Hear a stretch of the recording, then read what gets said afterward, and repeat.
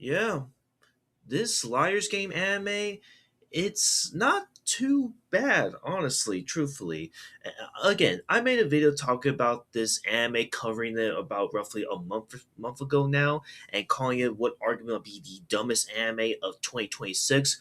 And look, I'm gonna be honest with you, that name still stands as it is because the first three episodes, I still cannot get over how stupid our main character now is in the show itself. And I don't want to regurgitate what happened in the first three episodes. You can check that video for yourself.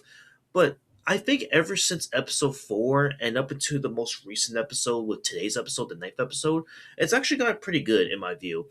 So yeah, the whole thing of just like if you're patient enough to watch the show towards like the very tail end of this said show itself, then you're gonna be super rewarded with like the big twist, the big reveals, and the games that it has to offer. And like I said, I think that episode four up until this most recent episode here with the downsizing game that's happening after the events of the Minority Rule game that happened was really cool, really smart. It really was one of those moments where I was actually like on the edge of my seat, just like waiting to see like what's the next big twist that our boy now and our good old con artist gonna do to save the day.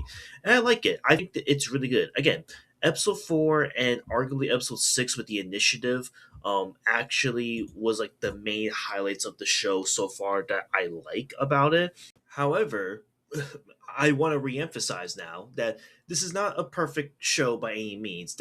There are still moments that even the most recent set of episodes it showcases like how much of a bumbling imbecile now can be, and how much like again, especially today's episode.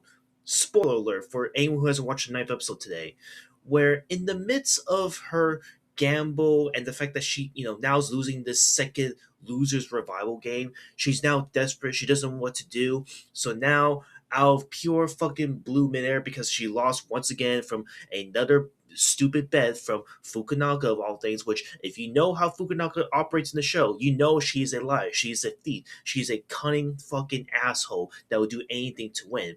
And essentially what happened was, again, like she lost this simple card trick game, and pretty much like all it took for her to actually win, use her brains and like fire some fucking neurons in her head, was Akiyama. I kid you not, coming out of nowhere in the midst of her just crying in the fucking bathroom and be like, "Hey, I see that you haven't answered my phone calls. All of a sudden, you haven't called me back. So I'm here to rescue you, but also help you out win this second revival game that you're stuck in." And again, truth be told, I thought that was like the cringiest shit ever. It just came out of the blue all of a sudden, where it's like, shit, he just came out of nowhere. He's someone tracked now, even though like their phones were off, if I'm not mistaken, from the previous episodes explaining the losers revival um game itself.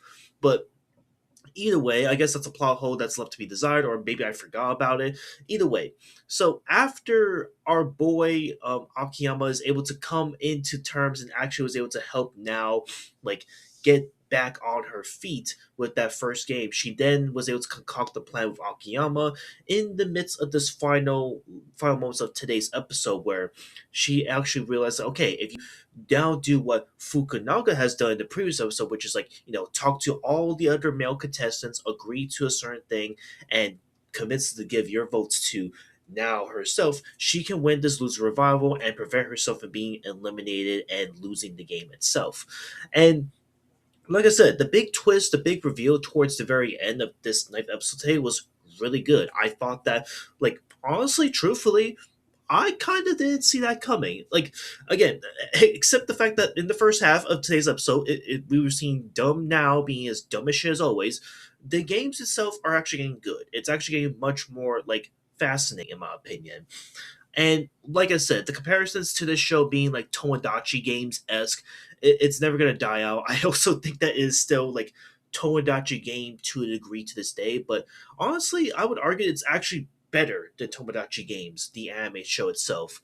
So yeah, in my view, I don't think this show isn't as like dumb as shit as it was when it first started, but I can't deny that like this is going to be like a massive turnoff for everybody, and it's been a massive turnoff for a lot of people, unfortunately, which is a shame because like if it really kind of hit its stride with these episodes from episode 4 through 9 as of right now, I think the show would have been so much more better. It would have popped up a lot more positive than what it is.